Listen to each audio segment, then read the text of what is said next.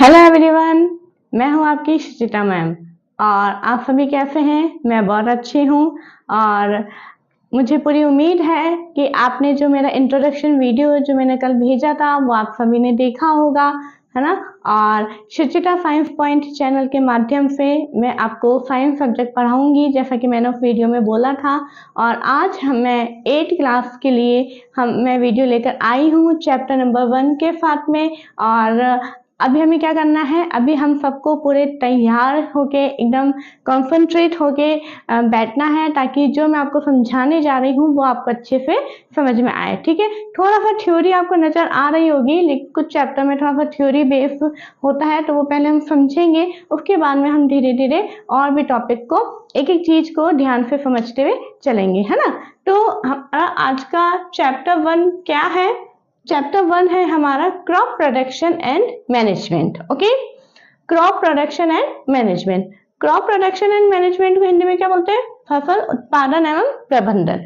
It means इस chapter के अंदर हम क्या पढ़ेंगे बच्चों? सबसे पहले हमें ये जरूरी होता है कि कुछ भी चैप्टर पढ़ने से पहले हमें पहले उसके बारे में थोड़ा सा इंट्रोडक्शन होना जरूरी है कि उस चैप्टर के अंदर हम क्यों पढ़ रहे हैं, क्या पढ़ने जा रहे हैं, है ना, कैसे पढ़ेंगे वो हम देखेंगे। तो मैंने इसलिए हिंदी मीनिंग भी लिखा है। क्रॉप को हिंदी में क्या बोलते हैं? फसल। ठीक है, और प्रोडक्शन मतलब कैसे क्रॉप का प्रोडक्शन किया जाता है। ठीक है, और प्रोडक्शन हो गया, प्रोडक्शन होने के बाद में उसको मैनेज कैसे करके रखना है, वो सारी चीजें हम इस चैप्टर के अंदर पढ़ेंगे। ये चैप्टर बहुत यूजफुल है बेटा हमारे। हम देखते हैं हमारे आसपास के सिनेरियो में हम छोटे मोटे खेत भी देखते हैं, है ना। क्यों? क्योंकि हम यहाँ पे हमारे इंडिया के अंदर हम देखते हैं एग्रीकल्चर कितना ज्यादा है। ओके, तो हमारे जो भी गाँवों में के अंदर भी रिश्तेदार रहते हैं जो कि खेती बाड़ी करते हैं, तो हम कुछ नई चीजें सीख सकते हैं इस चैप्टर के माध्यम से और उनको भी हम बता सकते हैं। तो आपको ये चैप्टर को बड़े ध्यान से समझना है। ओके, नेक्स्ट टॉपिक हमारा फर्स्ट टॉपिक है यहाँ पे why we need food. Why we need food, हमें फूड की आवश्यकता क्यों है, क्यों हमें क्रॉप प्रोडक्शन करना है, क्यों, क्या जरूरत है इतनी मेहनत करने की? क्योंकि क्रॉप प्रोडक्शन के द्वारा हमें क्या मिलेगा? फूड मिलेगा, है ना। 6th क्लास में 7th क्लास में हम पढ़ के आए हैं कि फूड हमारे लिए कितना नेसेसरी है। तो फूड हमें चाहिए, फूड के लिए हमें क्या करना है? क्रॉप प्रोडक्शन करना है। आया मतलब समझ में कि हम ये चैप्टर में क्यों पढ़ रहे हैं? क्रॉप प्रोडक्शन के बारे में हमें क्यों पढ़ना है? क्यों? क्योंकि हमें फूड चाहिए होता है और फूड के लिए हमें क्रॉप को प्रोडक्ट करना जरूरी होता है, हमें खेती करनी होती है, हमें उगाना होता है, तब जाके हमें फूड मिलता है। तो इसका आंसर ये है, केवल अगर मैं आपसे पूछूं आपको फूड क्यों खाना है, क्यों अपन सुबह ब्रेकफास्ट करते हैं, दिन में लंच करते हैं, फिर डिनर करते हैं, क्या जरूरी है? एक टाइम ही खा लो, क्या जरूरत है? नहीं, लेकिन हमें तो चाहिए, है ना। आप देखते हैं स्कूल आने से पहले भी मम्मी आपको ब्रेकफास्ट करवा के भेजती है, फिर आपके स्कूल के अंदर भी 2-2.5 घंटे के बाद में आपका लंच टाइम रखा जाता है, फिर स्कूल पे जाने के बाद में भी अपन कुछ ना कुछ लेते हैं, फिर शाम को भी लेते हैं इवनिंग में, फिर नाइट के अंदर डिनर तो हमें लेना ही है। मतलब हम एक दिन में इतनी बार खा रहे हैं, तो क्यों खा रहे हैं, है ना। इसका आंसर यहाँ पे लिखा है, we all need food because food gives energy. सबसे फर्स्ट और मेजर वर्क फूड का क्या है? फूड हमें क्या देता है?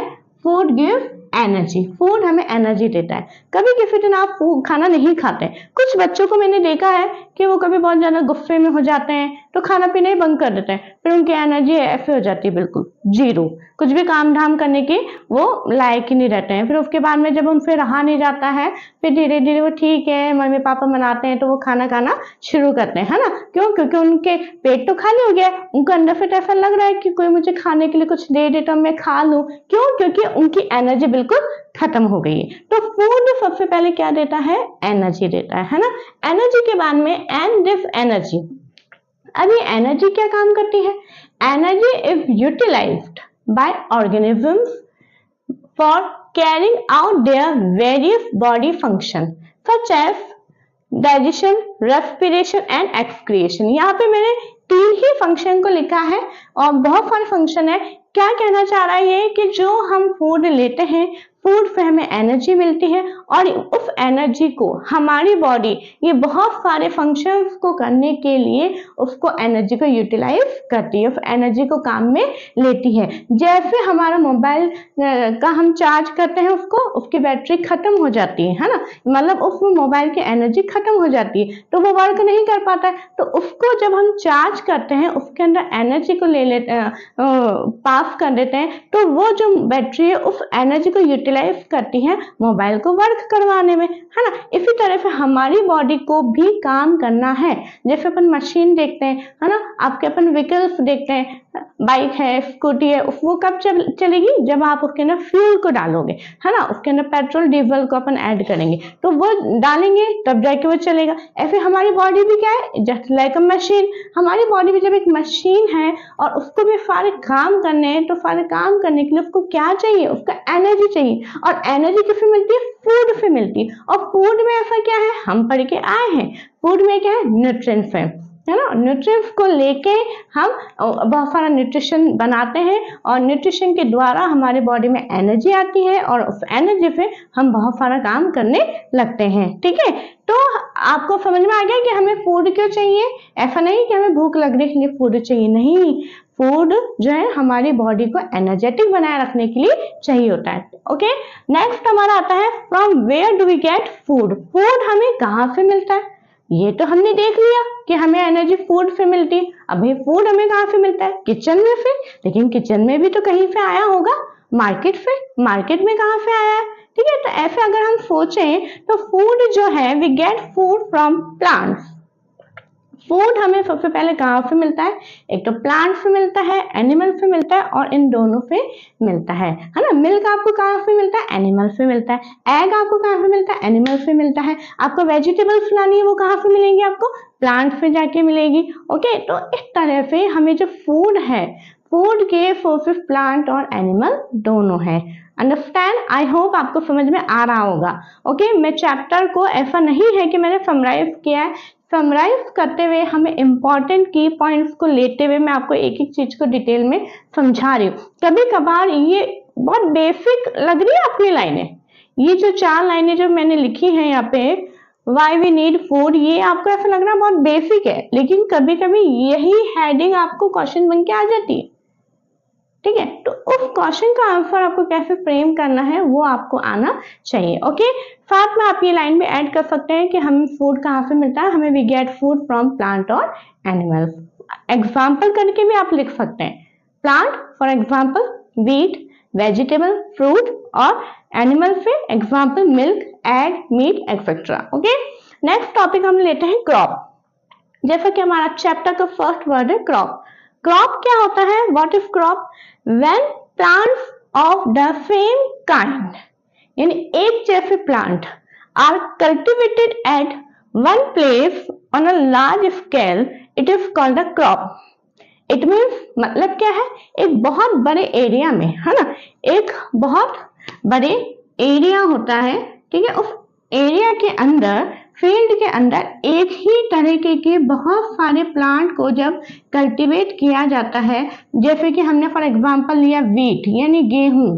गेहूं के अगर हम पौधे उगा रहे हैं और केवल हमने गेहूं ही लिया है, ठीक है, तो उसको हम क्या बोलते हैं, क्रॉप। क्रॉप को हिंदी में क्या बोलते हैं, फसल। अंडरस्टैंड, ठीक है। तो क्रॉप क्या है, क्रॉप की डेफिनेशन भी हमें लर्न करनी है कि what is crop, when plants of the same kind, same kind लिखना ना भूलें, एक ही समान के जो, एक ही तरीके के जो प्लांट्स होते हैं वो जब उगाए जाते हैं तो उसको अपन खेत बोलते हैं। आप देखते हैं कई खेतों में अपन देखेंगे कि 1 से 2 भी देखने को मिलते हैं, वो आगे की बातों को हम समझेंगे, लेकिन खेत क्या होता है, एक ही प्रकार के प्लांट होते हैं, पूरे बहुत बड़े बड़े लेवल पे, एकड़ तक की जमीन पे वो खेत बने होते हैं, छोटे भी होते हैं, ठीक है। तो same kind are cultivated at one place, एक ही जगह पर होते हैं, ऑन अ लार्ज स्केल, बड़े लेवल पे होते हैं, it is called a crop. Example wheat, rice, आप दूसरे भी लिख सकते हैं, मैंने नॉर्मल वीट और राइस लिखे हैं। अंडरस्टैंड, आई होप आपको ये समझ में आ रहा होगा। आगे का हम और भी हम टॉपिक है, अब हमारे मेन टॉपिक है इसके आगे कि how many type of crop, crop कितने प्रकार की होती है। है ना। आप गैस करिए how many type of crops. इसको भी हम थोड़ा सा चार्ट के फॉर्म में देखेंगे।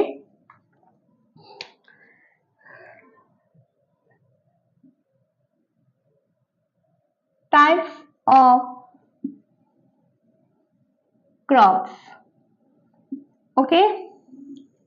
इस तरह से हम एक चार्ट बनाएंगे।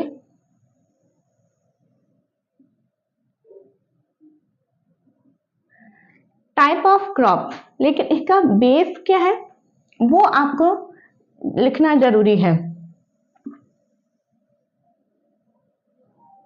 Basis of the feed. आप देखते हैं छोटे बच्चों को अक्सर लेडीज फिंगर बहुत पसंद है, भिंडी। पूरे सीजन उनको भिंडी खिला दो, पूरे साल उनको। फिर कभी कभार मम्मी कहती भिंडी अभी थोड़ी ना आएगी, भिंडी तो बाद में आएगी, है ना। ऐसा क्यों होता है? आपने देखा है वाटरमेलन जो है और हम देखते हैं समर में हमें देखने को मिलता है, विंटर में देखने को नहीं मिलता है। ऐसे बहुत सारे वेजिटेबल हैं, फ्रूट हैं जो कि हमें सॉरी कुछ सीजन में हमें देखने को मिलती है, लेकिन कुछ में हमें देखने को नहीं मिलती है। क्यों? क्योंकि जो क्रॉप्स होती हैं वो सीजन के आधार पे होती हैं। कुछ जो क्रॉप्स होती हैं वो समर के अंदर उगाई जाती है, कल्टीवेट किया जाता है, कुछ को विंटर में कराया जाता है, अकॉर्डिंग उनका टेम्परेचर, रेनफॉल, है ना, उसके ऊपर वो डिपेंड करता है। तो यहाँ पे how many type of crop? 2 types, okay. आप भी इस तरह से बनाएंगे। फर्स्ट है हमारा खरीफ क्रॉप, ओके। फर्स्ट हमारा खरीफ क्रॉप। सेकंड इज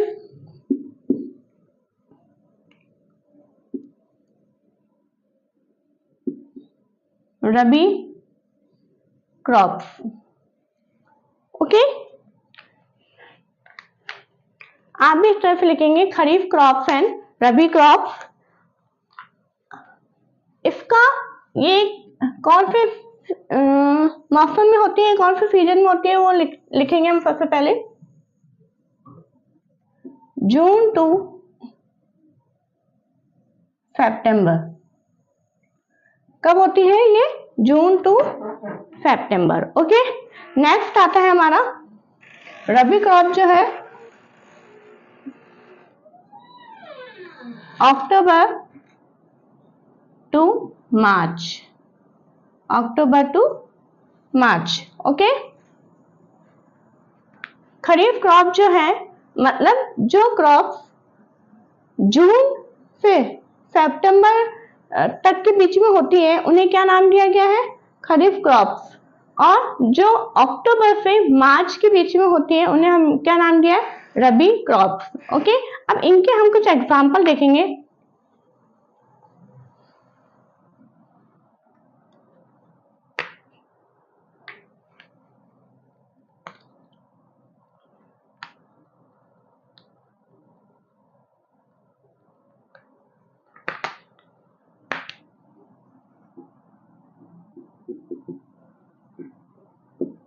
मैं यहाँ पे अभी 2 एग्जाम्पल लिख रही हूँ, आप और भी एग्जाम्पल इसके नीचे आप अपने चार्ट में लिखेंगे, ठीक है। तो पैडी एंड मेज,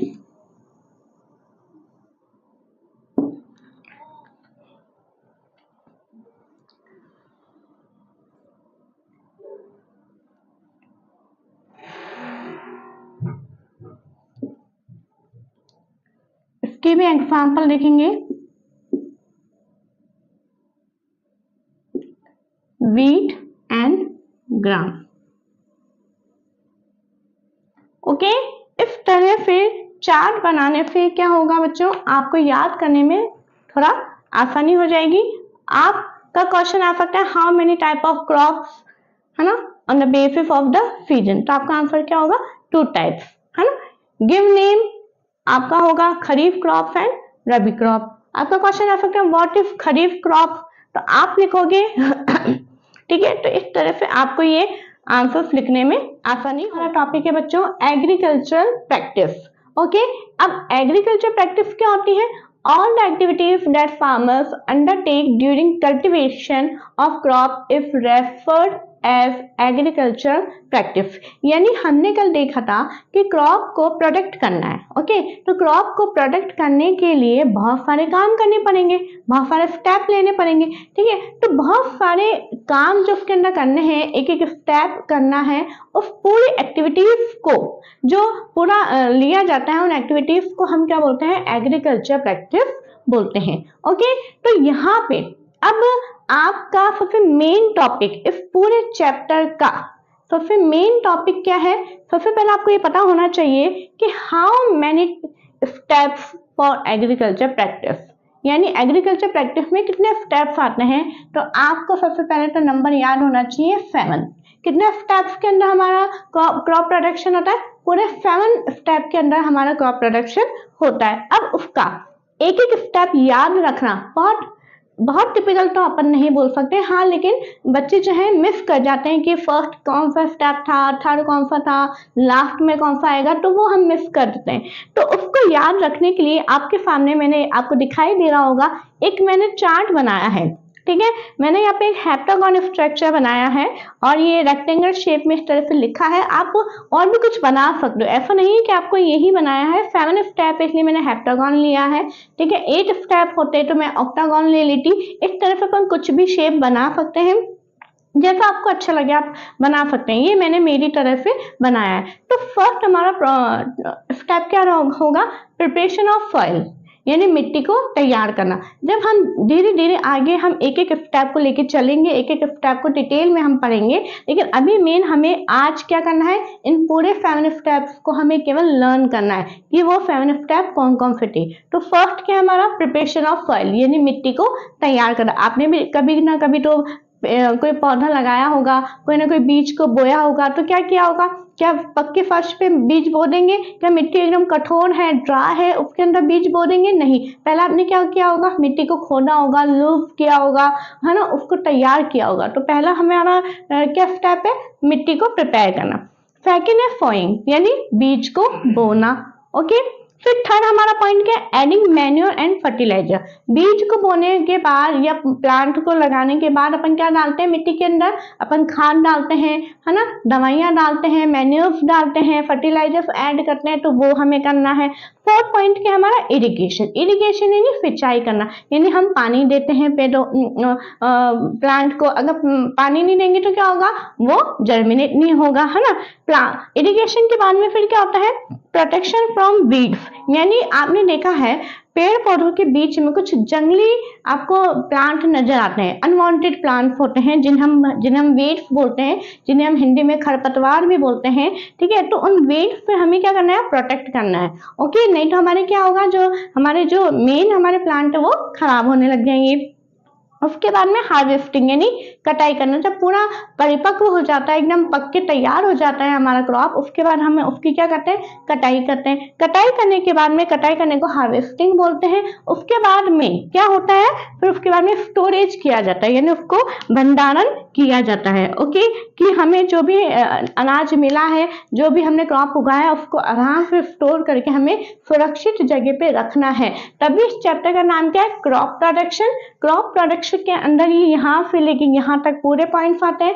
लास्ट हमारा क्या है, एंड मैनेजमेंट। मैनेजमेंट में यानी स्टोरेज। आप घर में भी गेहूं लाते हैं तो फिर भी आप ऐसे नहीं रख देते हैं, है ना। कोई बड़ी बड़ी टंकियां होती हैं, उसके अंदर गेहूं को रखा जाता है, उसके अंदर दवाइयां रखी जाती है। कई जने जो है नीम की पत्तियों को उसके अंदर रखते हैं, है ना। क्यों रखते हैं, ताकि उसके अंदर कोई कीड़ा ना लगे, उसे गीला होने से बचाया जाता है, फिर ड्राई प्लेस पे रखा जाता है। तो वो क्या है, स्टोरेज मैनेजमेंट। सही मैनेजमेंट, सही स्टोरेज हमारा क्रॉप के अंदर होना जरूरी है। तो बच्चों आज हम इस वीडियो में बस इतना ही देखेंगे, क्योंकि नेक्स्ट पॉइंट जो है हमारा थोड़ा सा लेंदी हो जाएगा, वो हम नेक्स्ट वीडियो में समझेंगे। कल हम हमारे इसके आगे की जो नेक्स्ट वीडियो होगी उसके अंदर हम फर्स्ट पॉइंट लेंगे, प्रिपरेशन ऑफ सॉइल। तो आप जो है उसको आप रेडी रहिएगा कि हमें कैसे सॉइल को प्रिपेयर करना है, कौन से हम इक्विपमेंट काम में लेंगे, कौन से टूल्स की मदद से हम मिट्टी को लूज करेंगे, वो सारी चीजें हम उस टॉपिक के अंदर देखेंगे। आई होप आपको ये मेथड थोड़ा अच्छा लगा होगा, मैं फिर कह रही हूँ, आप और कोई भी तरीके से आप इसको बना सकते हैं, कोई दिक्कत नहीं है। ये मैंने सिर्फ मेरे आइडिया से बनाया है, आपको और भी कोई अच्छे तरीके से आपको आता है बनाना तो आप मुझे बना के उसकी पिक आप भेज सकते हैं। और एग्रीकल्चर प्रैक्टिस की डेफिनेशन भी आपको लिखनी है, ये भी चार्ट आपको पूरा बनाना है। आप 1 मिनट में देती हूँ, आप इसका स्क्रीनशॉट ले लीजिए ताकि आप इसे कॉपी में नोट डाउन कर सकें। का हमारा टॉपिक है, देखिए अपना चैप्टर 1 ही चल रहा था, crop production and management. Okay, तो इसका अंदर हमारा फर्स्ट पॉइंट है preparation of soil. Okay, preparation of soil यानी मिट्टी को तैयार करना।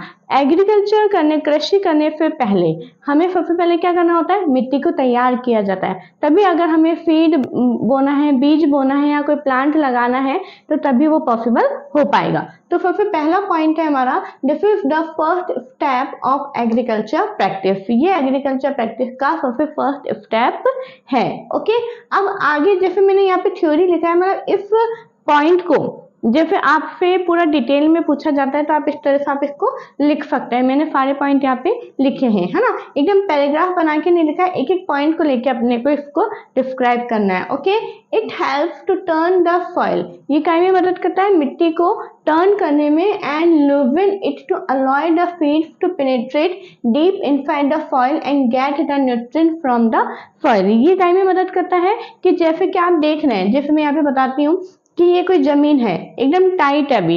ओके, तो जब जैसे इसको लूज किया जाता है तो जैसे हम इसके अंदर कोई बीज डालते हैं तो इस बीज को पेनिट्रेट होने में यानी गहराई में जाने में और मिट्टी के जितने भी न्यूट्रिएंट्स हैं उनको ऑब्जर्व करने में ये मदद करती है। ओके, नेक्स्ट पॉइंट क्या हमारा, The loosening of the soil helps in the growth of microbe like earthworm। अगर मिट्टी लूज रहेगी, टाइट मिट्टी होगी तो किसी भी प्रकार के माइक्रोब्स जो है उसके अंदर ग्रोथ नहीं कर पाएंगे।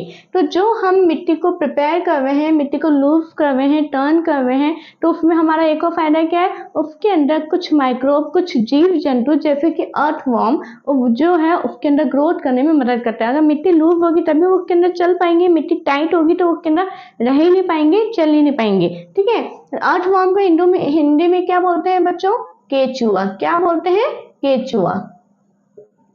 ये आपको पता होना चाहिए। ओके, अब हमारा ये जो मिट्टी को हम तैयार कर रहे हैं, इस मिट्टी को तैयार करने के प्रोसेस को क्या बोलते हैं, the process of loosening and turning of the soil is called ploughing. क्या बोलते हैं इसको, प्लफिंग बोलते हैं। ये यहाँ पे एक डायरेक्टली क्वेश्चन भी पूछ लिया जाता है, what is ploughing, what do you mean about ploughing. तो प्लफिंग क्या है, मिट्टी को तैयार करने का जो प्रोसेस होता है उसको अपन क्या बोलते हैं, प्लफिंग बोलते हैं। ओके, और इसका एक अनदर नेम है जिसको हम क्या बोलते हैं, टिलिंग। क्या बोलते हैं, tilling. Tilling is the other name of ploughing. तो कभी टिलिंग के नाम से भी पूछा जा सकता है क्वेश्चन या फिर प्लफिंग के नाम से, तो आपको कंफ्यूज नहीं होना है ना। आई होप आपको ये पॉइंट यहाँ पे समझ में आ गए होंगे। आगे हम बढ़ते हैं। देखिए, अब हमने ये तो देख लिया कि ठीक है भाई, मिट्टी को हमें तैयार करना है ना, और फिर प्लफ करना है, और फिर प्लफिंग हम उसको बोलते हैं। मिट्टी को लूप करने के क्या क्या फायदे हैं वो भी हमने देख लिए हैं। लेकिन कोई ना कोई तो हमारे लिए औजार चाहिए, कुछ ना कुछ तो हमारे एक इक्विपमेंट चाहिए जिसकी मदद से हम करेंगे। तो प्लफिंग जो है, ploughing is done by प्लफ, who and cultivator. जो प्लफिंग है वो 3 तरीके के औजारों से किया जाता है, प्लफ, हू एंड कल्टिवेटर। ओके, तो प्लफ क्या है, जिसे अपन बोलते हैं हल, जिसको अपन बोलते हैं प्लफ यानी हल होता है, और हू यानी कुदाली बोलते हैं इसको हिंदी में।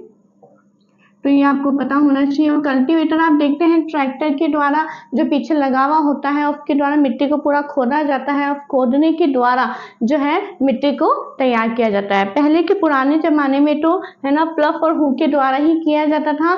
अब जो है मॉडर्न टाइम के अंदर कल्टीवेटर यूज में लिया जा रहा है। कल्टीवेटर जो बहुत बड़े बड़े खेत होते हैं उसमें मोस्टली तैयार किया जाता है। लेकिन आज भी कुछ किसान हैं जिनके पास में उनके पास में इतना पैसा नहीं होता है कि वो कल्टीवेटर खरीद सके या वो उनको मंगा सके, तो वो आज भी प्लफ और हू के द्वारा ही किया जाता है। प्लफ आपने देखा है हल होता है जो कि बैलों के ऊपर रखा जाता है उसका, और एक पोर्शन जो है किसान उसको चलाता है, और उसके अंदर बहुत ज्यादा टाइम भी लगता है और बहुत ज्यादा मेहनत भी लगती है। ठीक है, तो यहाँ पे हम देखते हैं कि जब प्लफिंग हो जाता है, प्लफिंग के बाद में अपन देखते हैं जब मिट्टी को खोदा जाता है तो खोदने के बाद में बड़े बड़े जो है मिट्टी की तरह से टुकड़े हमें नजर आते हैं, जो है ना, जिसको हम क्या बोलते हैं, क्रम्स बोलते हैं। क्या बोलते हैं? क्रम्स बोलते हैं। ये छोटी छोटी अलग से डेफिनेशन भी पूछी जाती है बच्चों, इसलिए मैंने अलग से लिखा है। क्रम्स क्या है? आफ्टर प्लफिंग फील्ड में have big clumps of the soil called क्रम, यानी प्लफिंग के बाद में फील्ड यानी खेतों के अंदर बहुत बड़े बड़े मिट्टी के क्लम्स होते हैं, जिन्हें हम क्या बोलते हैं? क्रम्स बोलते हैं। अब ये इस तरीके की जमीन हमें दिख रही है। अब इस तरह की जमीन में आप खेती कर सकते हो जहाँ पे बहुत बड़े बड़े मिट्टी के यूं नजर आएंगे? कर सकते हैं? नहीं कर सकते। तो इसके लिए पहले क्या करना होगा? इसको लेवल में लाना होगा। जो पूरी जमीन है, मिट्टी है, उसको क्या करना होगा? पहले लेवल में लाना होगा। तो लेवल में लाने का जो प्रोसेस होता है उसको क्या बोलते हैं? लेवलिंग। क्या बोलते हैं? Levelling. It is a process to break the bigger soil crumbs, this is done with the help of a leveller. और जो लेवलिंग का प्रोसेस होता है वो किसकी मदद से किया जाता है? लेवलर की मदद से किया जाता है। ये भी एक वुडन होता है, लकड़ी का बना हुआ होता है, और इस तरह से जब उसको कूटते हैं तो ये पूरे मिट्टी के जो बड़े बड़े अपने को पत्थर जैसे नजर आते हैं वो बिल्कुल पाउडर फॉर्म में बन जाते हैं, और मिट्टी जो है, जमीन एक पूरी समतल बन जाती है, जिससे कि उस पे खेती करना बहुत ही आसान हो जाता है। तो बच्चों यहाँ पे जो है अब आपके जैसे कि प्लफ है, हु है, उसकी एक पूरी अलग से स्ट्रक्चर दे रखी है कि उसका वुडन शाफ्ट होता है। वो सब चीजें मैंने इसके अंदर यहाँ मेंशन नहीं करी कि वो तो एज इट इज हमें उसको देख के पढ़ना है। ओके, तो आई होप आपको ये फर्स्ट पॉइंट जो कि एग्रीकल्चर प्रैक्टिस का है वो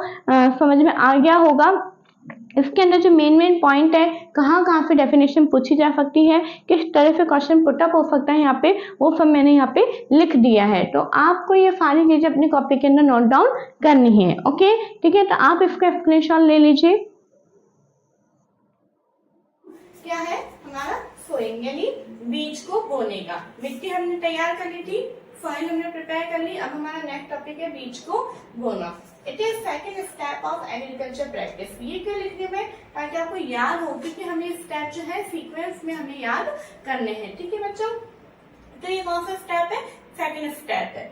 before sowing good quality clean and healthy seeds of a good variety are selected. बीजों को बोने से पहले, है ना, बीज को सेलेक्ट करना है। कैसे बीज होने चाहिए? अच्छी क्वालिटी के होने चाहिए, एकदम क्लीन होनी चाहिए, और हेल्दी सीड्स होने चाहिए।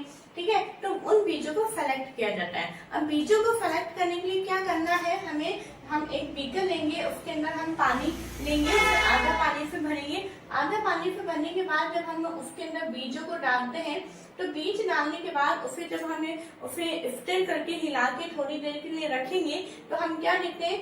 कुछ बीज तो हमें ऊपर फ्लोट करते हुए नजर आएंगे। आप देख रहे हैं मैंने रेड मार्कर से बनाए हैं, और कुछ बीज जो है नीचे बॉटम पे बैठे हुए हमें नजर आएंगे। ओके, तो जो ऊपर जो बीज फ्लोट कर रहे होते हैं वो कौन से बीज होते हैं? अनहेल्दी बीज होते हैं, यानी वो अच्छे नहीं होते हैं, वो उनकी क्वालिटी भी बिल्कुल अच्छी नहीं होती है। लेकिन जो बीज नीचे बॉटम पे हमें बैठे हुए नजर आ रहे हैं वो बीज कैसे हैं? हेल्दी सीड्स हैं, और वो बिल्कुल अच्छी गुड क्वालिटी के बीज हैं। इस तरीके से एक फार्मर, एक किसान बीजों को इस मेथड से सेलेक्ट करता है कि कौन से बीज अच्छे हैं, कौन से बीज अच्छे नहीं है। क्यों? क्योंकि अगर हम अच्छे बीज नहीं ले हैं और उनके अगर हम खेती कर देंगे तो जो हमारी पूरी क्रॉप है, जो पूरी फसल है, वो क्या होगी? वो अच्छी नहीं होगी, है ना। तो सबसे पहले क्योंकि हम एक किसान बहुत मेहनत करता है ना, बीजों को बोएगा, फिर उसके अंदर खाद डालेगा, पानी डालेगा, बहुत सारी मेहनत, और उसके बाद उसको अगर रिजल्ट अच्छा नहीं मिलेगा तो कोई मतलब नहीं। इसी तरीके से यहाँ पे मैं कहना चाहूंगी कि इसी तरह से जब आप पढ़ाई करने बैठते हैं तो हमें कॉन्सेप्ट भी जो है अच्छा समझ में आना चाहिए, अच्छे से उसे गेन करना है। नहीं तो आपकी पूरे साल भर की मेहनत जो है वो वेस्ट हो जाएगी। बहुत इन्वेस्टमेंट होता है आपकी पढ़ाई के लिए, बुक्स है, आपका स्टेशनरी मटेरियल है, आपका मंथली फीस है ना, तो वो सारी चीजें हमारा वेस्ट नहीं होना चाहिए। ओके, तो यहाँ पे हम आगे चलते हैं। तो इस तरह से एक फार्मर जो है वो किसान जो है वो बीजों को सेलेक्ट करता है। अब बीज तो सेलेक्ट हो गए, लेकिन अब उसे मिट्टी के अंदर बोने का प्रोसेस क्या है? द टूल्स, है ना। हमने प्रिपरेशन ऑफ सॉइल के अंदर भी 3 टाइप्स के टूल्स देखे थे। कौन कौन से थे? प्लफ था, हू था और कल्टीवेटर था। इसी तरह से सोइंग के लिए भी कुछ टूल्स की हेल्प लेनी होगी। वो है हमारा ट्रेडिशनल टूल एंड सेकंड है हमारा फीड ड्रिल। क्या है? Traditional tool and feed drill. तो ट्रेडिशनल टूल नाम से पता चल रहा है कि पुराने समय में इस टूल को काम में लिया जाता था। ठीक है, तो this tool is shaped like a funnel. ये जो टूल है वो कैसा होता है? एक फनल शेप का होता है, जैसे कीप अपन बोलते हैं। उसके अंदर यहाँ पे पूरे में बीजों को डाल दिया जाता है और यहाँ से पाइप कनेक्ट होता है और पाइप से पूरा नीचे जमीन के अंदर तक ये होता है और बीज पूरा नीचे अंदर तक जाता है। एक तरह का एक ये टूल होता है और इसके अंदर भी बैलों की मदद से इसको किया जाता है। The seeds are filled into the funnel passed down through pipe. Okay, I hope आपको ये टूल समझ में आ गया होगा।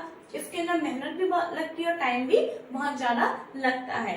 अब इसी चीज को देखते हुए टाइम को बचाने के लिए, मेहनत को बचाने के लिए और भी बहुत अच्छे तरीके से वो चले जाए, क्योंकि इसके अंदर क्या होता था, एक माइनस पॉइंट होता था कि डिस्टेंस जो है वो बराबर नहीं होती थी। जैसे कोई बीज यहाँ आ गया, कोई बीज बिल्कुल पास हो गया, कोई बिल्कुल दूर हो गया, तो इस तरह से डिस्टेंस का इसमें प्रॉब्लम रहता था। तो इन्हीं सब चीजों को मद्देनजर रखते हुए एक नया मेथड अपनाया गया और आज के समय में एक मेथड को लिया जा रहा है जिसको हम बोलते हैं फील्ड ड्रिल बोलते हैं। क्या बोलते हैं?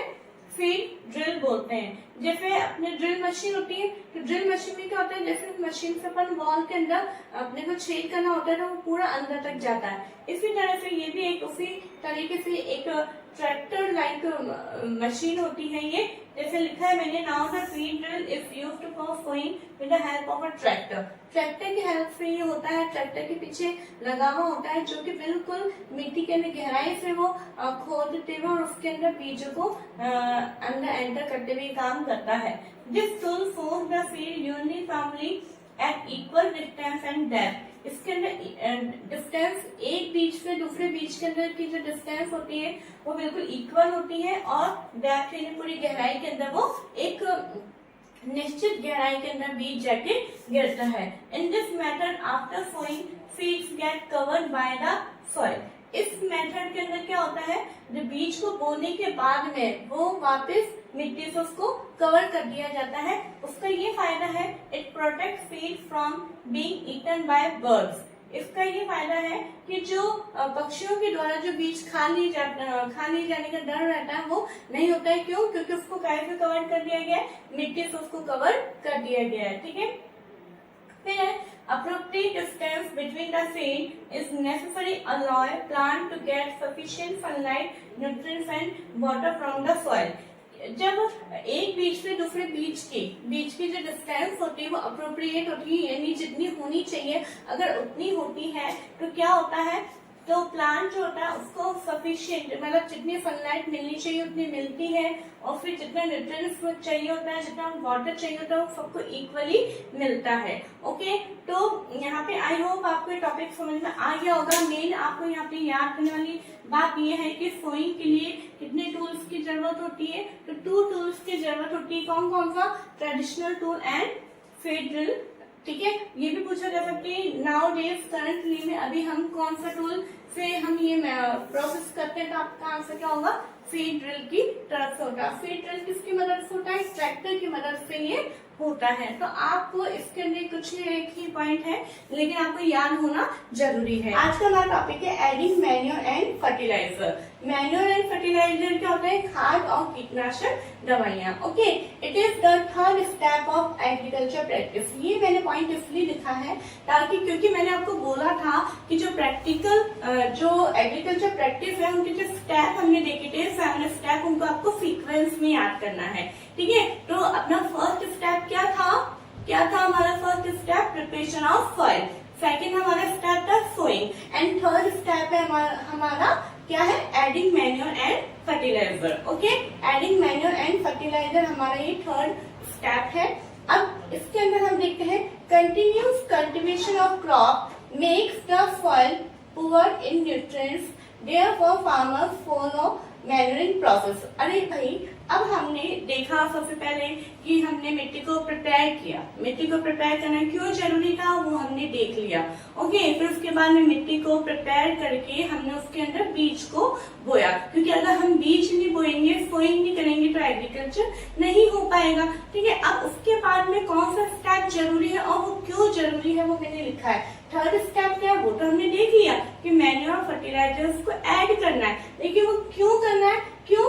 क्योंकि जब हम किसी फील्ड के ऊपर, किसी जमीन के ऊपर लगातार कंटिन्यूसली लगातार हम कल्टीवेशन करते रहते हैं, तो जो सॉइल है उसके अंदर किसकी कमी होने लग जाती है? न्यूट्रिएंट्स की कमी होने लग जाती है। आप देखेंगे कि हम देखते हैं किसी भी चीज का हम कंटिन्यू यूज करते रहते हैं तो जो उसकी एक कैपेसिटी होती है वो कम होने लग जाती है ना। तो इसलिए है ना, day for farmers follow manuring process. इसीलिए जो किसान है वो कौन से प्रोसेस को करता है? मैन्यूरिंग प्रोसेस को करता है। अभी मैन्यूरिंग क्या है?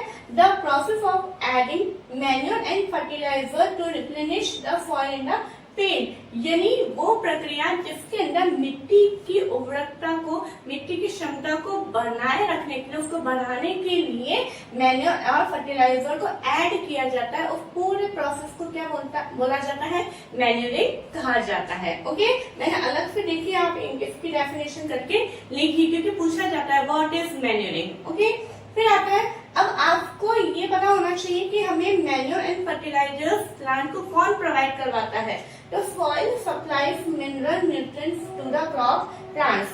किसके द्वारा प्लांट को ये पहुंचते हैं? तो सॉइल सप्लाई करता है, सॉइल के द्वारा ये पहुंचते हैं। ओके, छोटे छोटे पॉइंट्स मैंने आपको यहाँ पे बताया है ताकि आपको उस पर ध्यान जाए और किसी भी तरह के क्वेश्चन पुट अप हो तो हमें घबराना नहीं है। ओके बच्चों, नेक्स्ट है हमारा nutrient for the growth of plants are two types, यानी जो न्यूट्रिएंट्स हैं जो कि प्लांट की ग्रोथ के, देखिए आपने देखा है 6th क्लास में अपन न्यूट्रिएंट्स के बारे में पढ़ के आए हैं, है ना। हमारे फूड आइटम में बहुत सारे होते हैं न्यूट्रिएंट्स, कार्बोहाइड्रेट, फैट, प्रोटीन, लेकिन यहाँ पे हम किसकी न्यूट्रिएंट्स की बात कर रहे हैं? प्लांट के लिए। और प्लांट की ग्रोथ के लिए जो न्यूट्रिएंट्स चाहिए वो कितने टाइप्स के होते हैं? 2 टाइप्स के होते हैं। कौन कौन से? Manure and fertiliser. कौन कौन से? Manure and fertiliser. ओके, तो अब यहाँ पे हम सबसे पहले देखेंगे मैन्योर। मैन्योर क्या होता है? It is an organic substance obtain from the decomposition of plant और एनिमल वेस्ट। ये एक ऑर्गेनिक सब्सटेंस है। क्या है ये? ऑर्गेनिक सब्सटेंस है। ऑर्गेनिक यानी कार्बनिक सब्सटेंस है जो कि पूरा नेचुरल होता है, जो कि नेचर यानी प्रकृति के सब्सटेंस से मिलके बना होता है। जैसे कि हमने यहाँ पे क्या देखा है? डिकम्पोजिशन ऑफ प्लांट और एनिमल वेस्ट, है ना। जितने भी आप देखते हैं कि पेड़ पौधे होते हैं उनकी जो पत्तियां झड़ जाती हैं, जो डेड प्लांट्स वगैरह होते हैं, डेड मरे हुए जानवर हो जाते हैं, माइक्रोब्स हो जाते हैं, उनको जो है पूरे उसके द्वारा जो मैन्योर बनाया जाता है, ठीक है, जो उसके द्वारा डिकम्पोजिशन किया जाता है उसको हम क्या बोलते हैं? मैन्योर। और मैन्योर को हिंदी में हम बोलते हैं खाद। ओके, इसको जैविक खाद भी बोला जाता है। अब how to make manure. Manure बनाया कैसे जाता है? Farmers dump plant and animal wastage in pits at open places and allow it to decompose. क्या होता है? किसान एक बहुत बड़ा खुली जगह होती है, ओपन प्लेस होता है, और वहां पर एक बहुत बड़ा वो गड्ढा बनाता है, पिट्स बनाते हैं, और उसके अंदर जितने भी, ठीक है, जितने भी प्लांट वेस्टेज, एनिमल वेस्टेज, अपना जैसे फूड आइटम भी होता है, या मैं यहाँ पे यूं कहूँ कि बायोडिग्रेडेबल जो वेस्टेज होते हैं, है ना, जैसे अपना फूड के जैसे सब्जियों के छिलके होते हैं, peels of vegetables, peels of fruits, okay, और एंड लीफ ऑफ टी, इस तरह से जितनी भी चीजें होती हैं, ओके, तो वो सारा उस पेट के अंदर डाल दिया जाता है और उसके अंदर उसको डिकम्पोज किया जाता है। डिकम्पोज किसकी मदद से होता है? The decomposition is caused by some microorganism, और उसके अंदर वो डिकम्पोजिशन कुछ माइक्रो ऑर्गेनिजम्स की मदद से होता है। ठीक है, अभी माइक्रो ऑर्गेनिज्म क्या होते हैं ये हम नेक्स्ट चैप्टर, 2nd चैप्टर, उसके अंदर बहुत अच्छे से डिटेल में देखने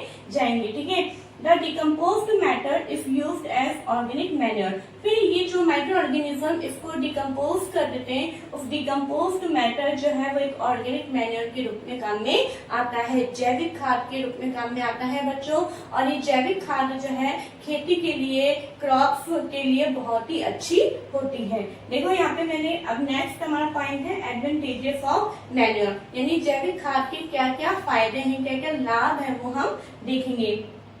it increases the water holding capacity of the soil. जब हम खेत के अंदर मिट्टी के ऊपर जब हम जैविक खाद को डालते हैं, मैन्योर को डालते हैं, तो सबसे पहले ये क्या करती है, उस मिट्टी के अंदर वाटर होल्डिंग कैपेसिटी को इंक्रीज करती है। वाटर होल्डिंग कैपेसिटी जैसे कि मैंने बताया है कि मिट्टी के अंदर जैसे कभी आप किसी आप मिट्टी के अंदर पानी डालना, ठीक है, वो एक होता है मिट्टी उस पानी को पूरा एब्जॉर्ब कर लेती है। वो कैसे कर लेती है, क्योंकि मिट्टी के अंदर छोटे छोटे होल्स होते हैं जिसके अंदर वो पानी चला जाता है। लेकिन कई बार हम देखते हैं मिट्टी के ऊपर पानी ऊपर मतलब पानी रह जाता है, वो उसको एब्जॉर्ब नहीं कर पाती। क्यों, क्योंकि मिट्टी के अंदर जितने भी पोर्स होते हैं वो सब बंद हो जाते हैं, जिसके कारण वाटर होल्ड नहीं कर पाता है। तो ये क्या करता है, वाटर होल्डिंग कैपेसिटी को ये बढ़ाता है। नेक्स्ट इसका एडवांटेज है, it makes the soil porous due to which exchange of gases become easy। और ये जैसे कि मैंने बताया था पोर्स को बहुत ही इंक्रीज करता है, ताकि जो गैसेस होती हैं, क्योंकि सॉइल के अंदर भी क्या होती है, गैसेस होती है, जैसे रूट्स जो है वो ब्रेकिंग करती हैं, तो इस तरह से गैसेस को एक्सचेंज करने में भी हेल्प करता है। ठीक है, नेक्स्ट हमारा पॉइंट आता है it increases the number of primary microbes. अगर मिट्टी के अंदर होल्डिंग कैपेसिटी अच्छी होगी, पोर्स इंक्रीज होंगे, तो इसके अंदर जो माइक्रोब्स होते हैं वो भी बहुत ज्यादा इंक्रीज होंगे। जैसे कि फॉर एग्जांपल अर्थवॉर्म यानी केचुआ, ठीक है, तो इसके बारे में भी हम पढ़ चुके हैं। It improve the texture of the soil. और ये मिट्टी का टेक्सचर, सॉइल का टेक्सचर को इम्प्रूव करने में हेल्प करता है। तो हमने देखिए बच्चों, आप ये देख पा रहे होंगे कि आपके चैप्टर के अंदर सब कुछ, एक थ्योरी के अंदर सब कुछ मिक्स्ड करके लिखा हुआ है। मैन्योर है, फिर बीच में फर्टिलाइजर आ गया, फिर बीच में मैन्योर आ गया, एक तरह से लिखा है। लेकिन मैंने आपको एक एक पॉइंट करके मैंने यहाँ पे लिखा है, मैन्योर को कैसे बनाया जाता है, मैन्योर के एडवांटेजेस क्या है, ठीक है, वो सारा इस तरीके से। तो मैं ये चाहूंगी कि प्लीज आप अपनी कॉपी के अंदर इस तरीके से नोट्स बना के रखें बच्चों, ताकि किसी भी तरीके से क्वेश्चन अगर पुटअप होता है तो आपको प्रॉब्लम नहीं आएगी। आप देख रहे हैं कि ये मैन्योर फर्टिलाइजर पूछा जाता है कि क्यों ऐड करना है, तो आपको पता होना चाहिए कि क्यों ऐड करना है, मैन्योरिंग क्या होती है ना, न्यूट्रिएंट्स कितने टाइप्स के होते हैं जो कि प्लांट की ग्रोथ के लिए होते हैं, ये सब आपको पता होने चाहिए। ओके बच्चों, आई होप आपको समझ में आ रहा होगा। नेक्स्ट हमारा पॉइंट है फर्टिलाइजर। ये क्या है, दीज आर केमिकल्स। ये क्या है, केमिकल्स हैं, okay, which are rich in a particular nutrient. और इनके अंदर न्यूट्रिएंट्स जो है वो बहुत ज्यादा मात्रा में होते हैं, परंतु ये केमिकल्स होते हैं, इसलिए हम इनको ऑर्गेनिक नहीं बोलेंगे। ये क्या होते हैं, इनऑर्गेनिक होते हैं। These are produced in factories. और ये कहाँ फैक्ट्रीज में बनाए जाते हैं, और फैक्ट्रीज में बनाया मतलब ये मनुष्य, इसलिए हम इन्हें मैन मेड न्यूट्रिएंट्स भी बोलते हैं। लेकिन ये माइक्रोब्स की मदद से बनाए जाते हैं, ठीक है, तो इसको हम मैन मेड नहीं बोलेंगे। और ये फील्ड के अंदर, ये तो खेत के अंदर तैयार होते हैं जमीन में, और ये जो है फैक्ट्री के अंदर तैयार होते हैं। ये मेजर एक डिफरेंस आपको ध्यान में रखना है। इसके एग्जांपल देखिए फर्टिलाइजर के, आपको याद रखना है बच्चों, urea, ammonium sulphate, super phosphate, potash. 3-4 नाम याद न रहे तो आप इस शॉर्ट फॉर्म एनपीके याद कर लेना। एनपीके की full form N for nitrogen, P for phosphorus, N for nitrogen समझ में आएंगे, लेकिन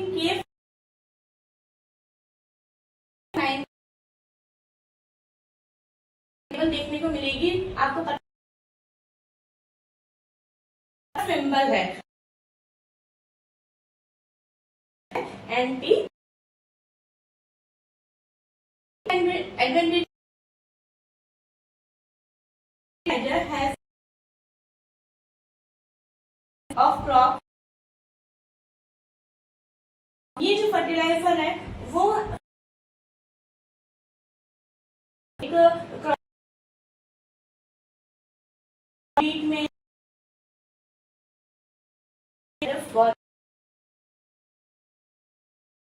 डिसएडवांटेजेस भी है बच्चों, है ना। फॉइल लेफ्ट अगर हम यूज कर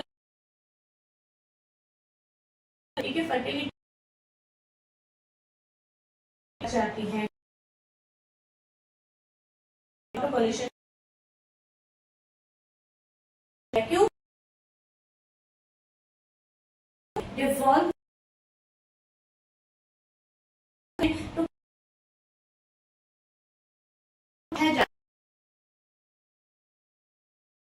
करता हुआ जाएगा।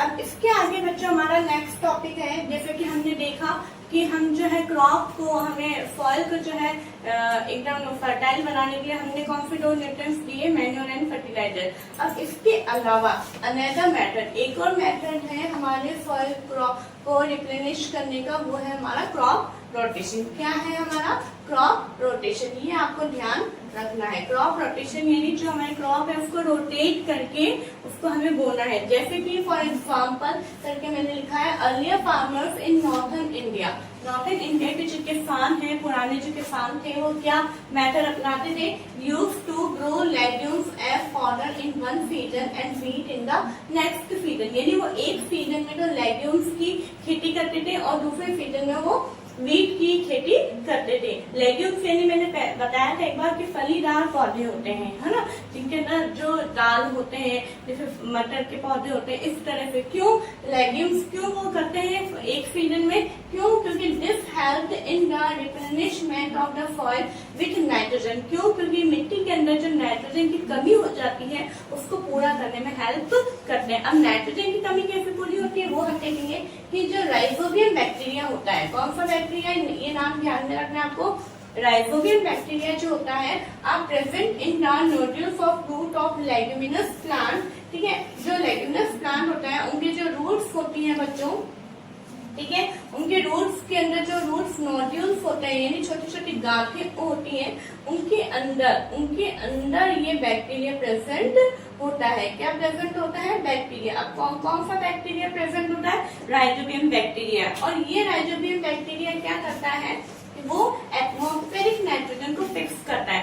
जब हम नेक्स्ट चैप्टर में माइक्रो ऑर्गेनिज्म पढ़ेंगे तो इस टॉपिक को हम बड़े डिटेल में पढ़ेंगे, लेकिन अभी आप यहाँ पे ये देखिए कि जो राइजोबियम बैक्टीरिया होता है वो सबसे पहले तो कहाँ प्रेजेंट होता है, लेग्यूमिनस प्लांट की रूट नोड्यूल्स में प्रेजेंट होता है। और उसके अंदर ये जो बैक्टीरिया होता है वो एटमॉस्फेयर के अंदर जो नाइट्रोजन है उस नाइट्रोजन को ये खुद लेता है और उस नाइट्रोजन को नाइट्रोजन की कंपाउंड में कन्वर्ट कर देता है मिट्टी के अंदर, और उस मिट्टी के अंदर से फिर ये प्लांट रूट्स के द्वारा वो नाइट्रोजन के कंपाउंड्स जो है उसको प्लांट एब्जॉर्ब करता है। ठीक है बच्चों, तो आपसे अगर पूछ लिया जाए कि मैन्योर और फर्टिलाइजर के अलावा अनदर मेथड क्या है फॉर रिप्लेनिशमेंट का, तो आपका आंसर क्या होगा, क्रॉप रोटेशन। आज हम अपना एग्रीकल्चर प्रैक्टिस का नेक्स्ट स्टेप लेकर आएंगे जो कि 4th नंबर का है, वो है हमारा इरिगेशन। ओके बच्चों, तो इरिगेशन क्या होता है, इरिगेशन क्यों करना जरूरी होता है, इरिगेशन की क्या क्या फोर्सेज हैं, वो सारी चीजें आज हम इस वीडियो के अंदर देखने वाले हैं। तो आप लोग अपना साइंस का नोट कॉपी जो आपने बनाया होगा, मुझे पूरा यकीन है, तो वो आप लेके बैठिए, ओपन करिए और उसे अपना नोट डाउन करते जाइए। और जब मैं समझाऊं तो आपका पूरा कंसंट्रेशन इस स्क्रीन के सामने होना चाहिए। ओके बच्चों, तो आइए हम अपना आज का वीडियो स्टार्ट करते हैं। देखिए हमारा आज का हेडिंग क्या है, हमारा इरिगेशन। क्या है, इरिगेशन। ओके, तो irrigation it is 4th step of agriculture practice. देखिए आपने देखा होगा कि मैं हर स्टेप के ऊपर ऐसा ये लिखवाती हूँ ताकि आपको ये पता हो कि कौन से स्टेप जो है, मतलब कौन सा पॉइंट कौन से स्टेप पे कौन से नंबर पे आएगा। ठीक है, तो इरिगेशन जो है 4th स्टेप पे आता है। आप याद कर सकते हैं यहाँ पे 2 मिनट रुकिए कि फर्स्ट स्टेप हमारा क्या था, बताइए। हमारा फर्स्ट स्टेप था प्रिपरेशन ऑफ सॉइल, सेकंड हमारा क्या था, सोइंग, थर्ड हमारा था adding manure and fertilisers, and 4th है हमारा इरिगेशन। ओके, तो water is essential for agriculture because जो इरिगेशन क्या होता है वो आपको पता है कि इरिगेशन जो है मतलब सिंचाई करना। हमने मिट्टी तैयार कर ली, हमने उसके अंदर बीज भी बो दिया, हमने उसके अंदर खाद भी हमने डाल दी, अब हमें क्या देना है, उसके अंदर हमें पानी देना है। तो पानी देना यानी सिंचाई करना, सिंचाई करने को ही हम क्या बोलते हैं, इरिगेशन बोलते हैं। ओके, लेकिन यहाँ पे मैंने कुछ पॉइंट्स को इस तरीके से लिखा है, वो आपको पहले जरूरी है कि वाटर, अब सिंचाई किससे की जाती है, वाटर से की जाती है, तो आपको पता ही है। तो वाटर क्यों जरूरी है एग्रीकल्चर के लिए, प्लांट्स के लिए वाटर क्यों जरूरी है, क्योंकि first of all plants contain 90% of water, क्योंकि प्लांट के अंदर 90% क्या पाया जाता है, वाटर, यानी इट मीन्स प्लांट का मोस्टली पार्ट जो है वाटर का बना होता है, इसलिए उसको वाटर देना बहुत ही जरूरी, सबसे पहले तो। Second thing is along with water, minerals and fertilizers are also absorbed by the plant roots। यानी जैसा कि अपन ने पहले वाले टॉपिक में देखा था, एडिंग मैन्योर एंड फर्टिलाइजर्स में अपन ने देखा था कि हमने क्या देखा था कि जब मिट्टी के अंदर हम खाद वगैरह डालते हैं, फर्टिलाइजर्स डालते हैं, nitrogen, potassium, phosphorus, ammonium phosphate वगैरह ये सब हमने डाले थे, तो पानी के अंदर डिसॉल्व करके डालते हैं। ठीक है, तो जब पानी दिया जाता है मिट्टी के अंदर, अपन दवाइयां डाल देते हैं, और जब पानी दिया जाता है तो वो दवाइयां पानी के अंदर डिसॉल्व हो जाती हैं, और फिर रूट्स जो है उस पानी को जब वो एब्जॉर्ब करती है, तो पानी के साथ में वो सारे मिनरल्स और फर्टिलाइजर्स उसके अंदर आ जाते हैं। ओके, अगर पानी नहीं दिया जाएगा तो वो जितने भी फर्टिलाइजर्स हैं, जितनी भी हम दवाइयां उसके अंदर छिड़कते हैं, डालते हैं, वो किसके अंदर डिसॉल्व होगी, वो नहीं हो पाएगी। ओके, तो इतनी वाटर हमारे लिए बहुत ही, प्लांट्स के लिए बहुत ही इंपॉर्टेंट है। फिर है हमारा it is essential because germination of seeds does not take place under dry condition। और ये इसलिए भी जरूरी है क्योंकि बीजों का जो जर्मिनेशन होता है, जो अंकुरन होता है, वो ड्राई कंडीशन में नहीं हो पाता। एकदम हम सोचे बिल्कुल सूखी जमीन के अंदर हम बीज बो दें और वो अंकुरित हो, तो it is not possible. Okay, तो उसे क्या होना चाहिए, उसे एकदम गीली मिट्टी ही होनी चाहिए, ड्राई कंडीशन नहीं होना चाहिए। गीली मिट्टी कब होगी, तब हम उसे टाइम टू टाइम उसे पानी देते रहेंगे। ओके बच्चों, फिर उसके बाद में आप देखो, water also protect the crop from both Frost and hot air current. और जो वाटर है वो क्रॉप्स को हॉट एयर करंट से भी प्रोटेक्ट करता है।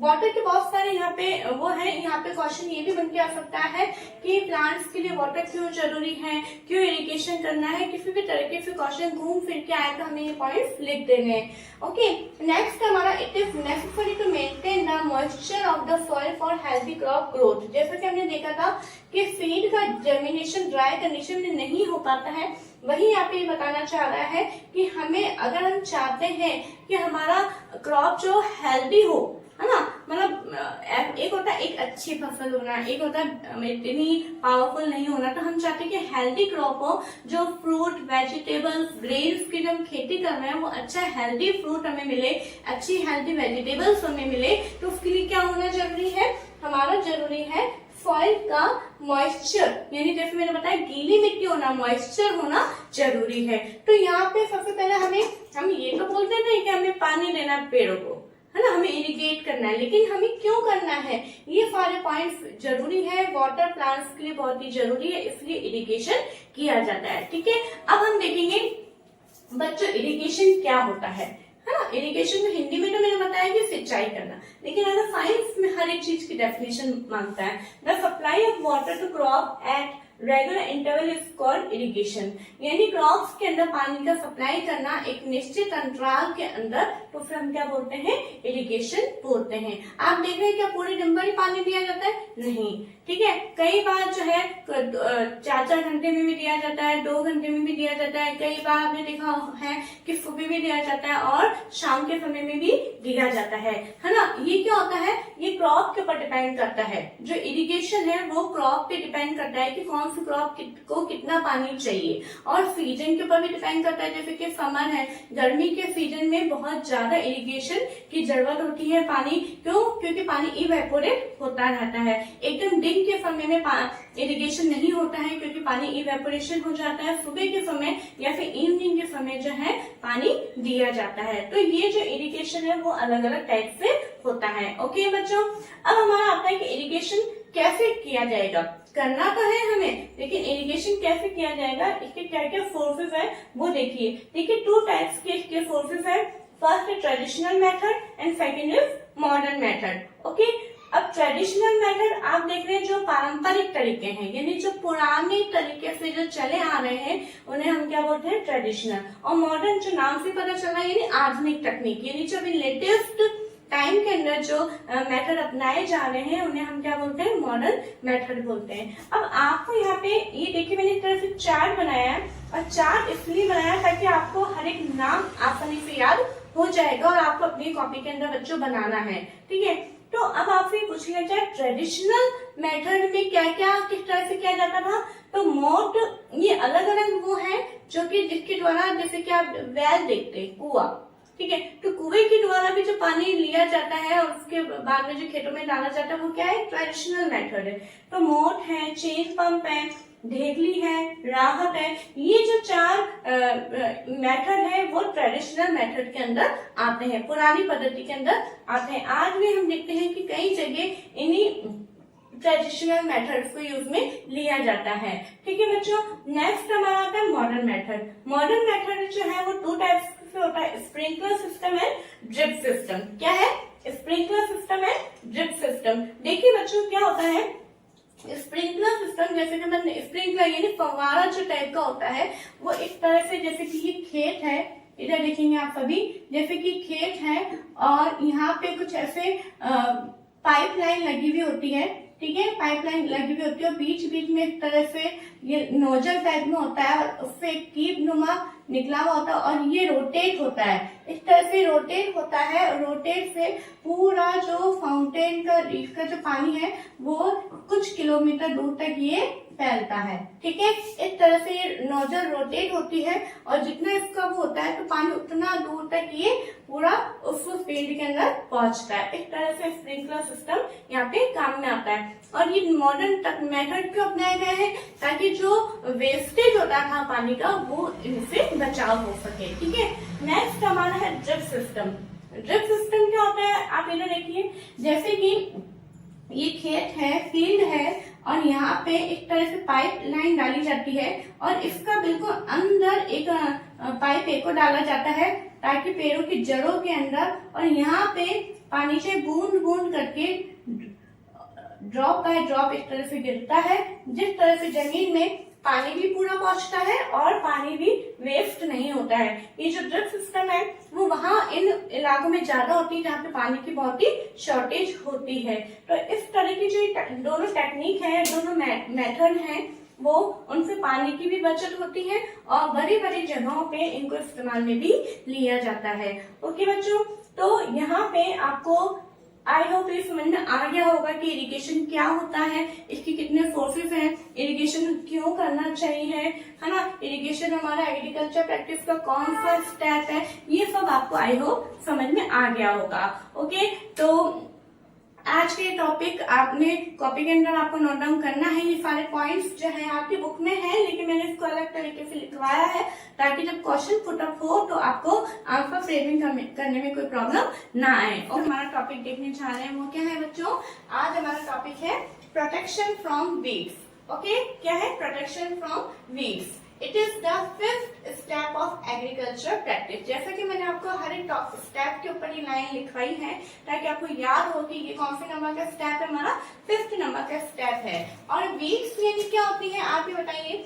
वीड्स, अब यहाँ पे लिखा है वीड्स से प्रोटेक्ट करना है, तो किससे करना है, वीड्स। वीड्स क्या होते हैं, many undesirable plants may grow naturally along with the crop. These plants called weeds. यानी क्या होता है, जब अपन क्रॉप को कल्टीवेट करते हैं, ठीक है, तो उसके साथ में आप देखते हैं कुछ जंगली झाड़ियां फिर कुछ प्लांट अपने आप उग जाते हैं। उनको कोई उगाता नहीं है, वहाँ पे कोई कल्टीवेट नहीं करता है, लेकिन अपने आप से वो ग्रोथ करने लग जाते हैं। तो ऐसे अनडिफरेबल, अनवांटेड, जिन्हें हमें नहीं चाहिए, वो अनवांटेड है, ऐसे प्लांट्स को हम क्या बोलते हैं, वीड्स बोलते हैं। और वीड्स को हिंदी में बोलते हैं खरपतवार। क्या बोलते हैं, खरपतवार बोलते हैं। आप देखना जाके आप देखते हैं सड़कों के ऊपर बहुत सारी जंगली झाड़ियां नजर आती है ना, क्या कोई आपने लगाया कभी उन्हें वहां जाके, या मैंने लगाया? नहीं, वो अपने आप उग गई हैं। तो अपने आप कुछ चीजें उग जाती हैं। कभी कभी आप देखते हैं अपन स्पिनिच वगैरह जब अपन खरीदते हैं तो उसके साथ में कुछ कुछ अपने आप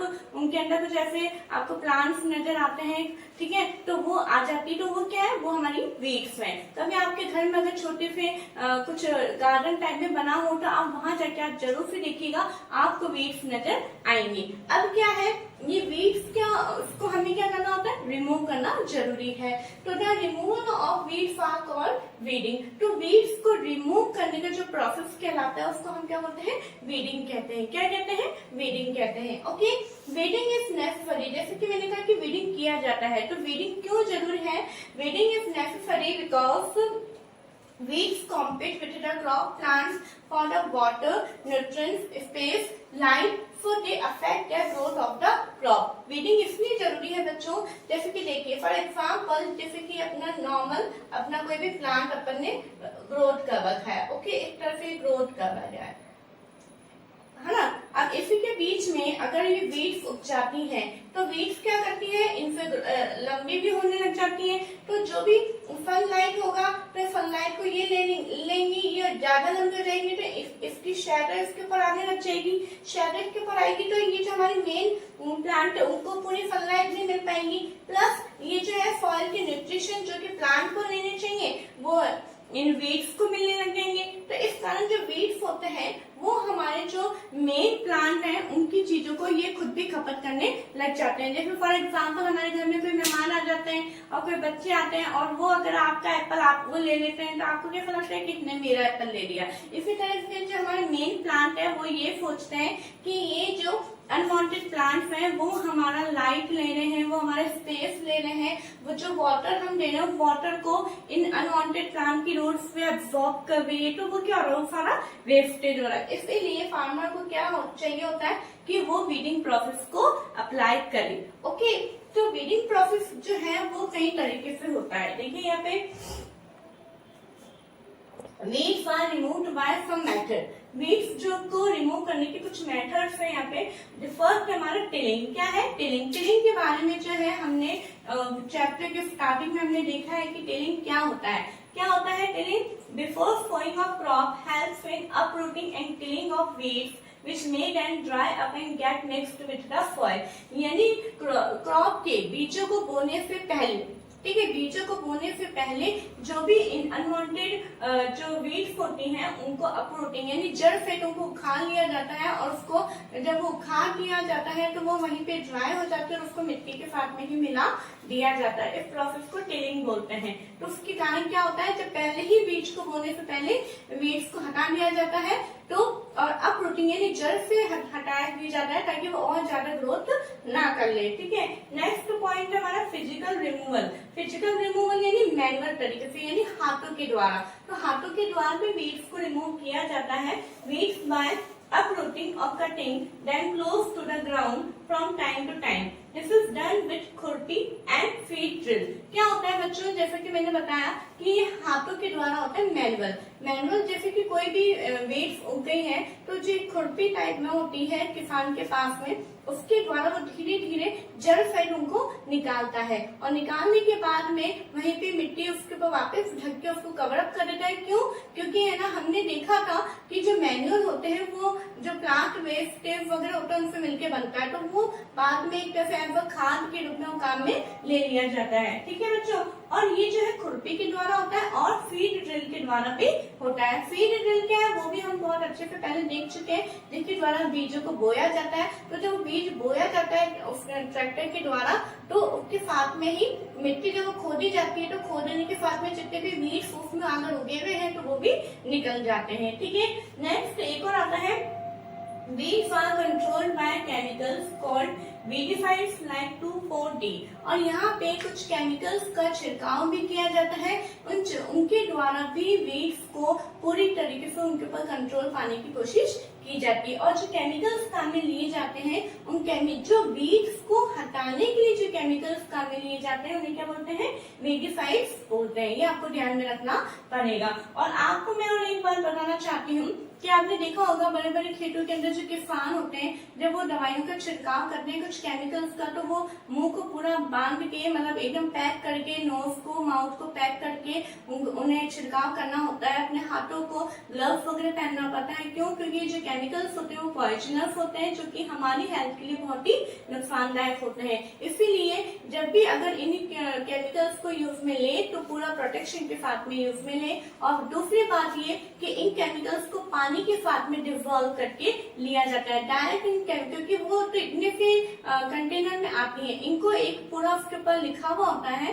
प्रोसीजर कि कितने ml पानी के अंदर आपको डिसॉल्व करना है, और उसके बाद में उसको किस तरह से उसके ऊपर स्प्रे के द्वारा, एक पूरी मशीन होती है, एक कंटेनर होता है जिसमें कि एक पाइप होता है जिसके द्वारा छिड़काव किया जाता है, उसके अंदर डाल के और फिर उसका छिड़काव किया जाता है, और वो केमिकल्स के डायरेक्ट कांटेक्ट में हमें आने से बचना है। ठीक है बच्चों, तो यहाँ पे आज एक ही टॉपिक हम ले पाए हैं जो कि हमारा टॉपिक क्या है, प्रोटेक्शन फ्रॉम वीड्स। और वीड्स जो है इसका हम छोटे छोटे से हमारे घर में गार्डनिंग भी करते हैं, उसमें भी हमें ध्यान में रखना चाहिए कि वीड्स हमारे उसमें उगे हुए नहीं होने चाहिए, नहीं तो वो हमारे मेन जो प्लांट है उनको खराब कर देंगे, उनको पूरी तरीके से वो हेल्दी ग्रोथ नहीं हो पाएगा। हमारा 6 नंबर का स्टेप है बच्चों हार्वेस्टिंग। ओके, क्या है हार्वेस्टिंग? हमारा 6 नंबर का टॉपिक स्टेप है। It is a 6th step of agriculture practice. ये लाइन मैंने हर स्टेप के अंदर लिखवाई है, जहां तक अगर आपने ध्यान से देखा है। और अगर आप आज की वीडियो पहली बार देख रहे हैं तो प्लीज आप इससे पहले कि जितनी भी 8th क्लास के चैप्टर 1 की जितनी भी वीडियोस है आप पहले वो देखिए, पार्ट 1 से आप देखिए, ताकि आपको चैप्टर अच्छे से समझ में आएगा। ओके बच्चों, तो देखिए अब हार्वेस्टिंग क्या होता है।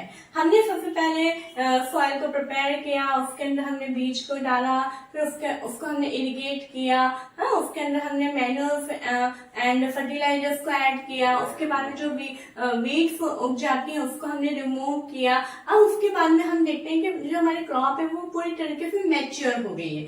जब मैच्योर हो गई तो उसके बाद का स्टेप क्या है, हार्वेस्टिंग। हार्वेस्टिंग क्या है? Harvesting is the cutting of mature crop. Harvesting एक ऐसा प्रोसेस है जो कि क्रॉप मैच्योर होने के बाद में जब उसको कटिंग की जाती है तो कटिंग करना क्या कहलाता है, हार्वेस्टिंग कहलाता है। ओके बच्चों, अब ये जो हार्वेस्टिंग है हमने देखा है, आप ये जरूर से आप ध्यान में रखना। और मैं आपको कहना चाहूंगी कि आप एक चार्ट बनाइए अपनी कॉपी के अंदर कि हर एक स्टेप के अंदर कौन कौन से हमने टूल्स काम में लिए हैं, वो आप उसके अंदर लिखिए, ताकि आपको पता चलेगा कि हर एक स्टेप हमने किन टूल्स की मदद से किया है, ताकि आपको याद करने में भी आसानी हो। इसी तरह से जो हार्वेस्टिंग है वो भी 2 टाइप्स होता है। It is done by 2 types, manually और मशीन। मैनुअली हाथ से, तो जो हाथ से हम करते हैं, जिस टूल की मदद से करते हैं उसको हम क्या बोलते हैं, सिकल बोलते हैं। आपने देखा एक तरह से डरावती होती है और यूं अपन क्रॉप को छोटे छोटे जो फसल होती है उसको यूं पकड़ते हैं और इस तरह से कटिंग करते हैं, है ना। और सेकेंड है मशीन। मशीन में जिसके द्वारा किया जाता है उसको हम क्या बोलते हैं, हार्वेस्टर बोलते हैं। क्या बोलते हैं, हार्वेस्टर बोलते हैं। तो ये दोनों नाम आपको याद में रखना है कि अगर मैनुअली पूछा जाए तो हम क्या बोलेंगे, सिकल, और बाय मशीन अगर हम पूछा जाएगा तो हम क्या लिखेंगे, हार्वेस्टर बोलेंगे। ओके, अब हमने हार्वेस्टिंग हो गया।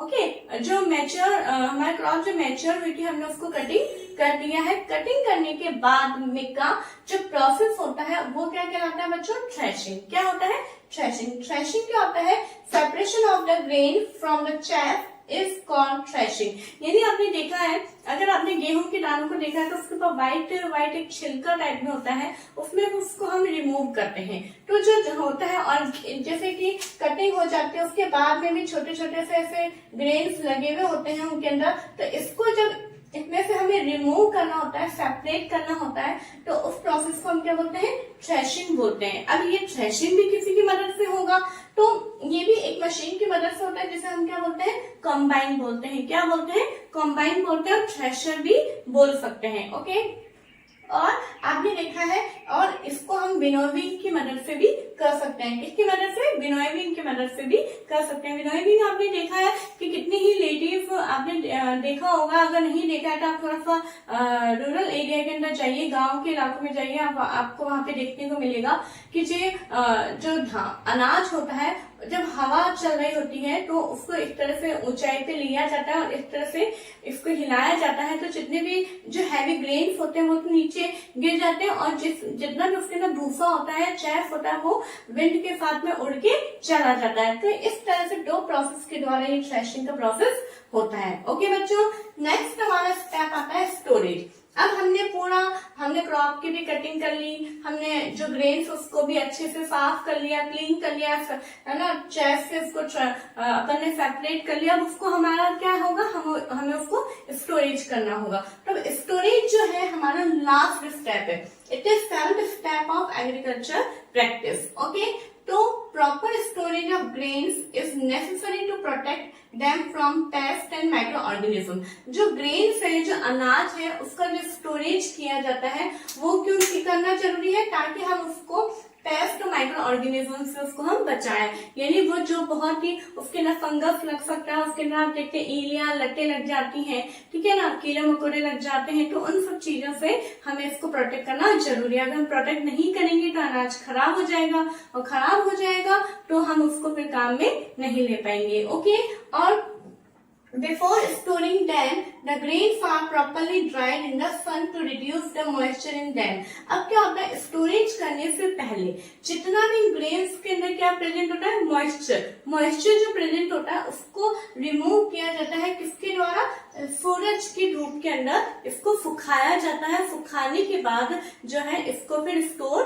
किया जाता है। आपने भी देखा होगा कि आपके घर के अंदर आपकी जो मदर्स हैं, ग्रैंड मदर हैं, वो जैसे गेहूं वगैरह लाते हैं, उनको कई बार वो वॉश करती हैं। वॉश करने के बाद में उसको जो है धूप के अंदर सुखाते हैं। क्यों सुखाते हैं, क्यों ड्राई करते हैं, ताकि उनके अंदर जितना भी मॉइस्चर होता है उस मॉइस्चर को वो ड्राई कर सके। ओके, समझ में आई बच्चों।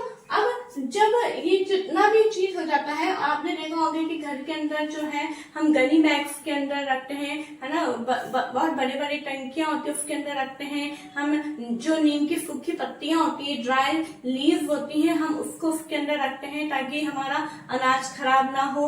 और हमने देखा है कि कई बार हम कुछ केमिकल्स की जो आती हैं, टैबलेट्स के फॉर्म में आती हैं, वो भी हम उसके अंदर डालते हैं ताकि हमारे ग्रेन्स जो है वो बिल्कुल सुरक्षित रहे।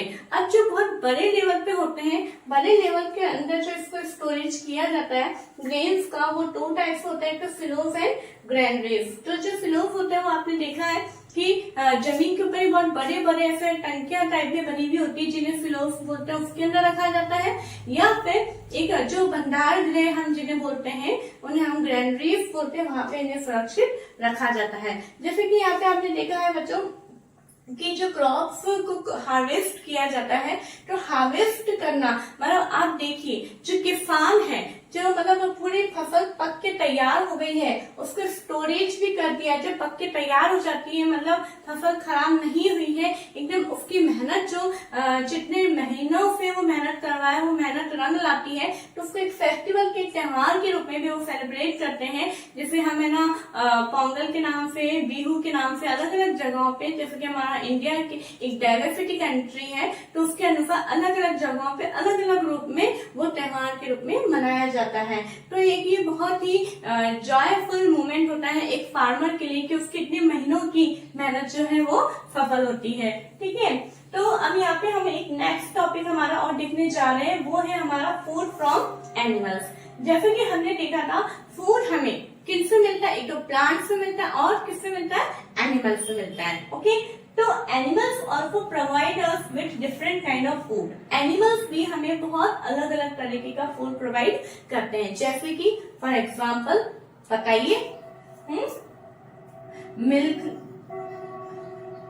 एंड एग एंड फिश भी लेते हैं, और बताइए हनी,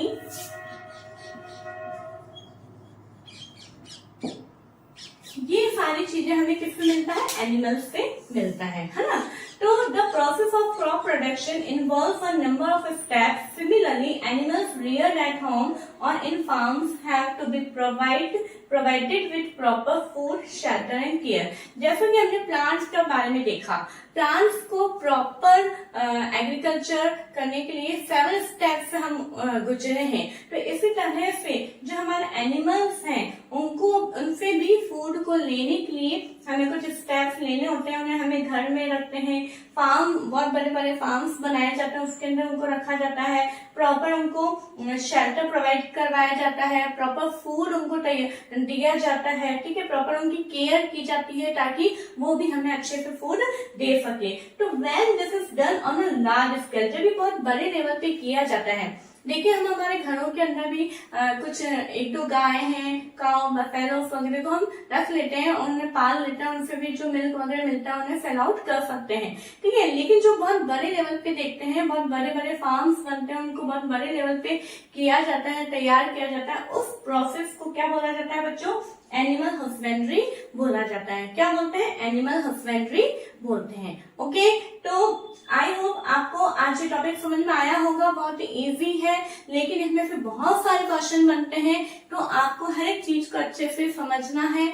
मैं फिर आपसे रिक्वेस्ट करती हूँ कि अगर आपने पहले की वीडियोस नहीं देखी तो प्लीज आप पार्ट 1 से एक पार्ट 2, पार्ट 3 सभी वीडियोस को आप विजिट करिए, चैप्टर को समझिए. कुछ नहीं आता है समझ में तो प्लीज आप मुझसे क्वेश्चन पूछ सकते हैं. मैं आपके क्वेश्चन को पूरी तरीके से सॉर्ट आउट करने की कोशिश करूंगी. और अगर आज आपकी कोई वीडियो अच्छी लग रही है तो आप इसे लाइक करें, शेयर करें और सब्सक्राइब करें. Thank you.